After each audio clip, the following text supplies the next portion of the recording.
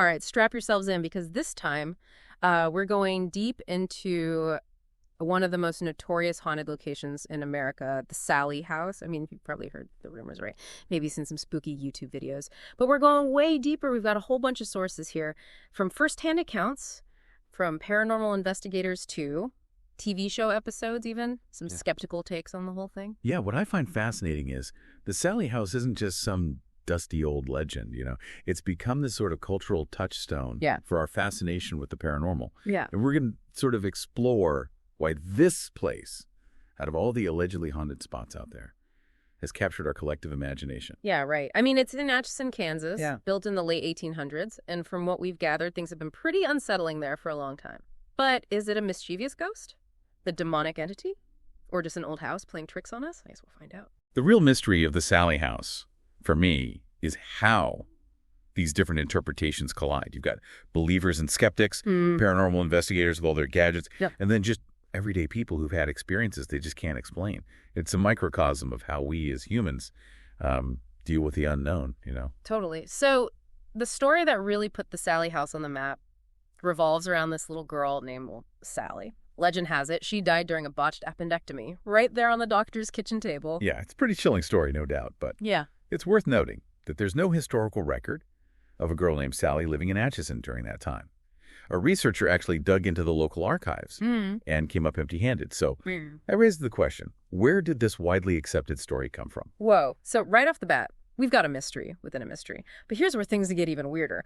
The homeowner, Les Smith, he found a bunch of ritualistic items hidden in the basement, and this was after the family who really made the Sallie House famous, the Pickmans, moved out. This isn't uncommon in allegedly haunted locations.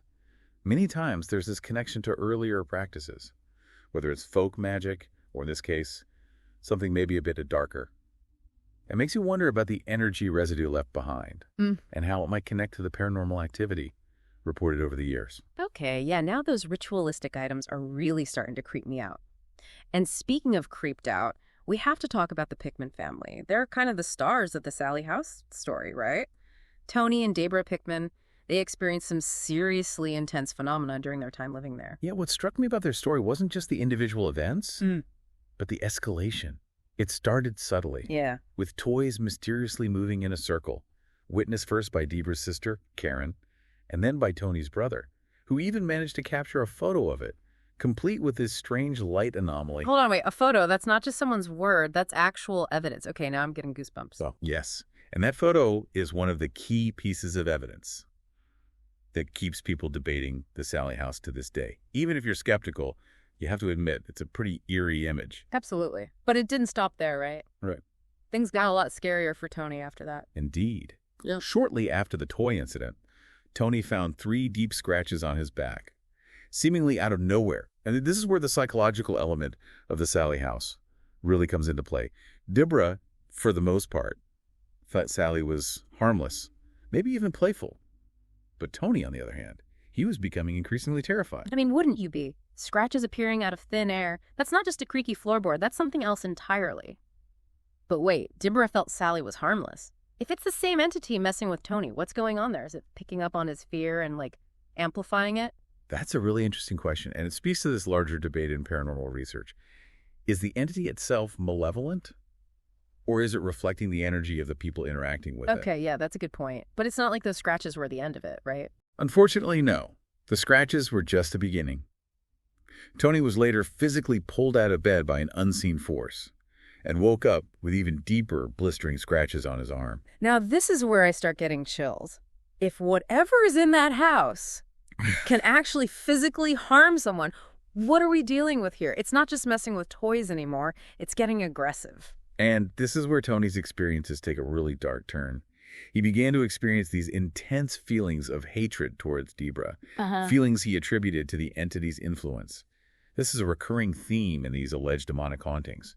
The idea that the entity can manipulate emotions, turning loved ones against each other. Ugh, that is just disturbing. And we're not even done with the Pickman story yet, are we? Not quite.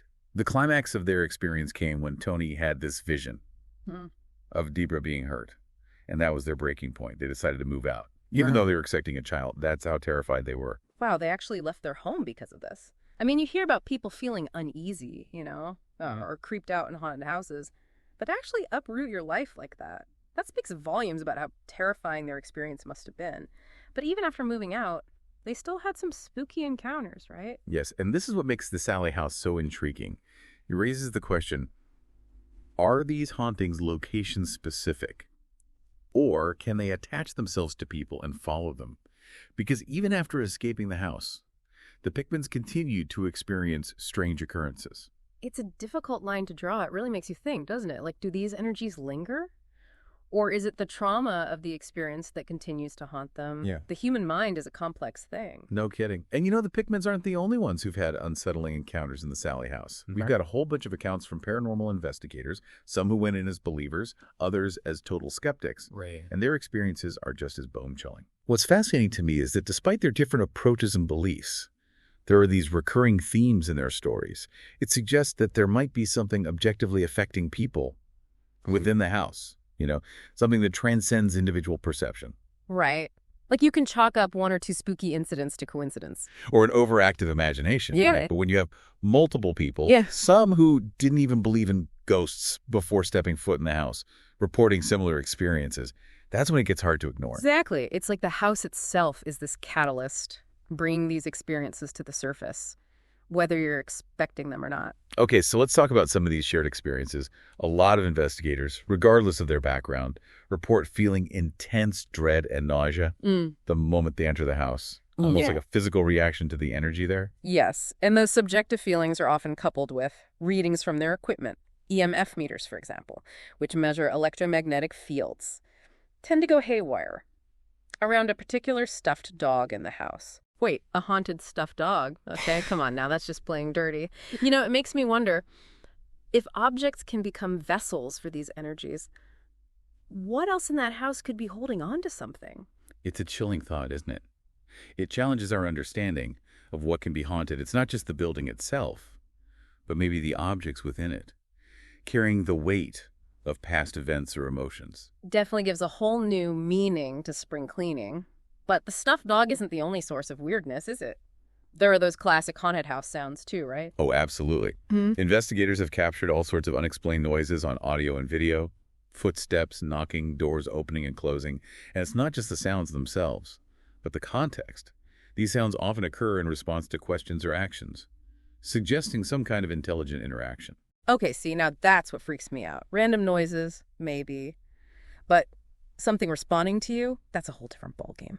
But some of the stories we've got here go beyond the typical bumps in the night. There are accounts from psychic mediums and investigators who felt things were getting darker, more intense. Yes, there's this psychic medium, Rhonda Kane, who felt the energy of the house had become significantly darker and more oppressive since her previous visit. That shift in energy, that's what's truly unnerving. That suggests that whatever is present isn't static, it's evolving. Perhaps even feeding off the attention it's receiving. Okay, yeah, that's not a good sign. And speaking of bad signs, we've got a story from an investigator named Sarah, who felt sick even before arriving at the Sallie House, and then experienced some seriously negative events related to her family after her visit. That brings us back to the question of attachment, doesn't it? Can something from the Sallie House actually follow people home, impacting their lives beyond the physical space of the house? It's a disturbing thought, and one that many investigators grapple with.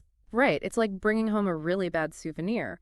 But what about those interactive experiences? Didn't one group see a flashlight turning on and off like it was actually communicating with them? Yes, that's one of the most compelling pieces of evidence. Yeah. Because it suggests a level of awareness and intentionality that goes beyond random environmental fluctuations. Yeah.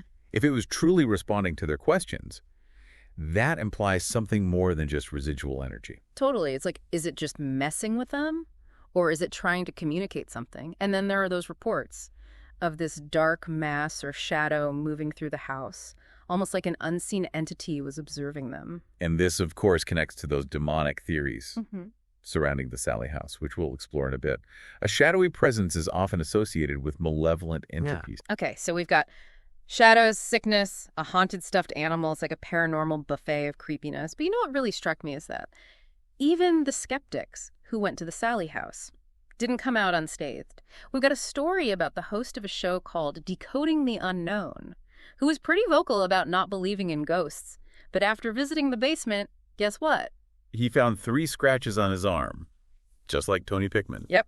3 unexplained scratches. And that's what gets me. You know, it's like the house doesn't care if you believe or not. It's going to mess with you anyway. It's a powerful reminder that we don't always get to choose what we experience.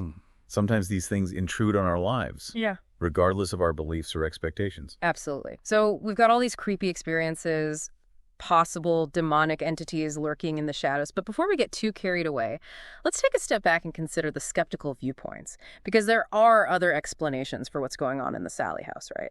Of course. It's crucial to approach these cases with a healthy dose of skepticism. After all, we're dealing with subjective experiences and interpretations.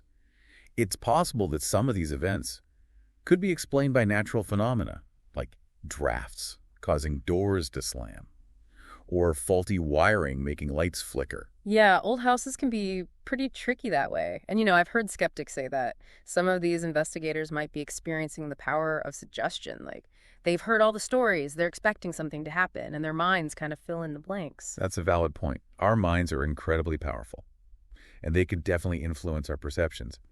Especially in these heightened emotional states, it's also worth considering the role of the media in shaping our understanding of these events. Okay, but let's play devil's advocate for a second. Remember that flashlight turning on and off, skeptics would say?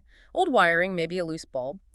But how would that explain the responses seeming to answer questions? Like, if it's just faulty wiring, this should be random, right? That's a good question, and it highlights the difficulty in definitively proving or disproving paranormal activity.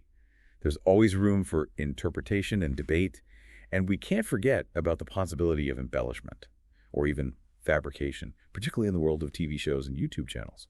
That's true. I mean, let's be real. Some people might be exaggerating their experiences to make things more dramatic, right? Especially if they're trying to get views or subscribers.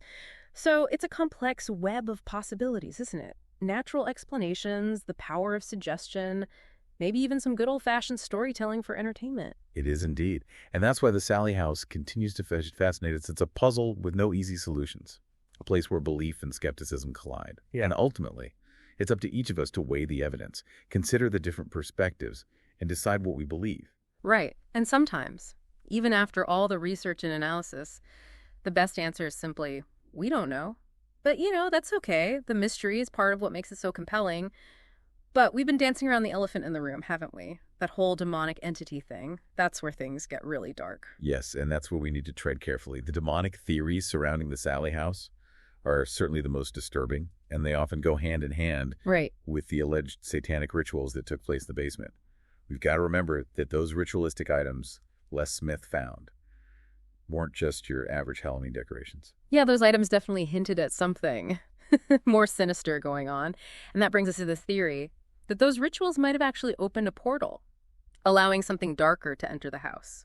Now, the concept of a portal is a complex one. In many spiritual traditions, rituals are seen as more than just symbolic acts. They can be ways of manipulating energy, of opening pathways between different realms.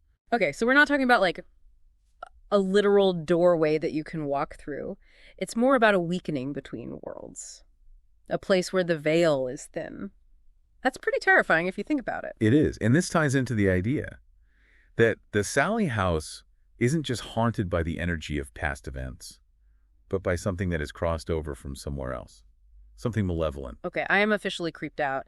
But if those rituals did open a portal, are we saying that's how Sallie got in? Or is there something else in the house? Or maybe multiple entities? That's a question that continues to baffle investigators. Is Sallie the primary entity? Or is she a manifestation of something darker? Something that was drawn to the house after those rituals? Or perhaps there are multiple entities at play, each with its own agenda. Multiple entities. Okay, that's a whole new level of nope. But haven't some investigators actually claimed to communicate with these entities, like through spirit boxes and EVP recordings? They have. And those recordings are some of the most chilling pieces of evidence in the Sallie House case. There's one story that really stuck with me, where an investigator was trying to lighten the mood by drawing a silly picture on a notepad, just to break the tension. And the spirit box responded with, "You two suck." Exactly. It was so unexpected, so crass. It wasn't just a random word or phrase. It felt like this direct and rather rude response to their actions. Okay, that's just messed up. It's like this thing is not only intelligent, but it also has a really bad attitude. And it's that combination of intelligence and malice Yeah. that fuels those demonic theories. Because if it's not just residual energy, and it's not just a mischievous spirit, then what is it? Right. It's like if it's smart enough to mock you Yeah. and respond to your actions, and it's exhibiting this level of negativity and aggression, it's not just a harmless ghost anymore. Yeah. But we've also got those stories about the entity following people home, right? We do. And one of the most chilling examples is the story of investigators who, after visiting the Sallie House, were conducting a session in their own apartment. And that's when the spirit box said, satanic children around you, and the devil is here. Yes. And those phrases coming through so clearly in a completely different location suggest that whatever is present in the Sallie House isn't confined to those walls. It has the potential to travel, to attach itself to individuals, and to bring its darkness into their lives. Okay, I'm starting to think we need a whole lot more than just holy water for this one. But, you know, even with all this creepy evidence, I can't help but wonder, is there a psychological component to these demonic theories? Absolutely. The concept of demonic entities is deeply rooted in religious beliefs and cultural narratives. And those narratives can shape our perceptions. Yeah. Especially when we're dealing with fear and the unknown. Right. It's like if you're already primed to believe in demonic forces, and then you experience something terrifying in a place like the Sallie House, Yeah. it's easy to connect the dots, right? Even if there might be a more rational explanation. Exactly. And it's important to remember that our understanding of the paranormal is constantly evolving. What might have been considered demonic possession in the past might be viewed through a different lens today, perhaps as a psychological phenomenon or a manifestation of trauma. So it's like, is it actually a demon? Or is it a manifestation of our own fears and anxieties? Or maybe it's a combination of both. That's the million-dollar question, isn't it? And that's why Yeah. the Sallie House continues to intrigue and terrify us. It forces us to confront our deepest fears, to question our beliefs, and to grapple with the possibility that there are forces at work in the universe that we may never fully understand. Okay, yeah, that's pretty deep. And it's a good reminder that sometimes the most terrifying thing isn't the monster in the closet, but the monster in our own minds. But I feel like we've only scratched the surface of this whole Sallie House thing. There's so much more to explore. There is. And that's the beauty of a deep dive like this. We're just peeling back the layers, uncovering the mysteries, and inviting you to join us on this journey of exploration. It's like a choose your own adventure, right? Into the paranormal. You've got your ghost hunters, your skeptics, your demonologists. Everyone brings their own perspective to the table. Yeah. But what makes the Sallie House so captivating is that it doesn't offer easy answers. Exactly. It's not a neat and tidy ghost story, is it? It's this messy, complicated tangle of experiences and interpretations, and that's what makes it so fascinating. Because it forces us to ask ourselves, what are WE willing to believe? And what happens when those beliefs are challenged by something that we can't explain? Right. It's like that feeling you get when you're a kid and you hear a noise in the dark. You know, it's probably just the house settling, but there's still that little part of you that wonders, what if it's something else? And that what if is what keeps us coming back to these stories, isn't it? It's that primal curiosity, that fascination with the unknown that's been wired into us since like the dawn of humanity. Totally. We're drawn to these mysteries, even if they scare us a little. But, you know, the Sallie House isn't just about chills and thrills. It's a reminder that even in our hyper-rational scientific world, there are still things we can't explain. Absolutely. It's a humbling experience in a way, isn't it? It forces us to acknowledge the limits of our understanding, to accept that there might be forces at work that we haven't even begun to comprehend. And that's both terrifying and exhilarating. So, after diving deep into all these accounts, the evidence, the theories, what do you make of the Sallie House? Is it a playful spirit, a demonic entity, or something else entirely? You know, if I had a definitive answer, it wouldn't be nearly as interesting, would it? The beauty of the Sallie House is that it remains this enigma, a puzzle that each of us has to piece together for ourselves. And that's what makes this deep dive so rewarding, right? It's not about being spoon-fed answers. It's about engaging with the mystery, weighing the evidence, and forming our own conclusions. Exactly. So I encourage you to continue exploring, listen to those EVP recordings, watch the videos, read the accounts, and see what resonates with you, what chills you to the bone, what makes you skeptical, what sparks your curiosity. And if you're ever feeling really brave, maybe even take a trip to Atchison, Kansas, and see the Sallie House for yourself. Just, you know, maybe don't go alone. And maybe pack some extra sage just in case. I think that's sound advice. Yeah. Because the Sallie House, Whether you believe in ghosts or demons, or simply the power of the human mind to create its own monsters, is a place that stays with you long after you've left. It's a reminder that the world is a far stranger and more wondrous place than we often give it credit for. Well said.